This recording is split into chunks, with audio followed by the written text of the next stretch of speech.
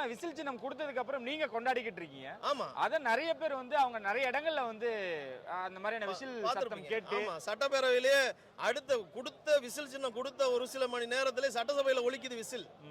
இப்ப என்ன சொல்றாங்க, பஸ்ல கூட நான் என்ன சொல்றேன்னா, எங்க சின்னம் வந்து யாரும் விளம்பரப்படுத்த வேண்டிய அவசியம் இல்லை. பஸ்ல போற மக்களுக்கு ஞாபகப்படுத்துற ஒலிக்கும். அப்ப ஒவ்வொரு ஸ்டாப்லயும் விசில் சின்னம் தளபதி சின்னம்னு தான் வரும். அப்படின்ற போது எங்களுக்கு எந்த பயமும் இல்லை. அது எங்களுக்கு மிகப்பெரிய வரவேற்பு தான்.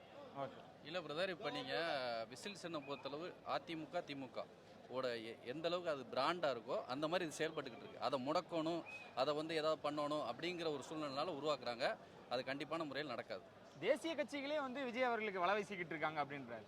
அந்த மாதிரியான விஷயங்கள் எப்படி பார்க்குறீங்க? குறிப்பாக அந்த ராகுல் காந்தி அவர்கள் கொடுத்த ஆதரவு ஜனநாயகனுக்கு. இல்லை, அவர் வந்து தனிப்பட்ட முறையில் அவரோட ஆதரவு கொடுத்தாங்க.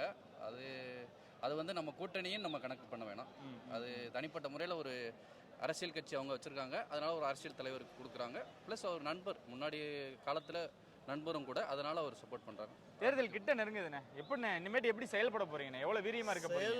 அதான் சொல்கிறேன், இது வரைக்கும் நல்லா செயல்பட்டுட்டு தான் இருக்கும். எங்களுக்கு வந்து தலைமை கொடுக்குற இன்ஸ்ட்ரக்ஷன் வந்து ரொம்ப கரெக்டாக இருக்குது, துல்லியமாக இருக்குது. மற்ற அரசியல் கட்சி மாதிரி இல்லை. நாங்கள் இளைஞர் பட்டாளத்தோட இருக்கிறோம். எந்த கூட்டம் போட்டாலும் திருவிழா மாதிரி கொண்டாடுறீங்களா? கண்டிப்பா, அதுதான். நாங்கள் வந்து இந்த அடுத்த கட்சியில் வந்து டாடா ஏசி பிடிக்கிறது, கவர்மெண்ட் பஸ்ஸை வந்து பிடிச்சி கொண்டு வந்துட்டு மக்களை கொண்டு வந்து இறக்குற எங்களுக்கு அந்த வேலையே கிடையாது.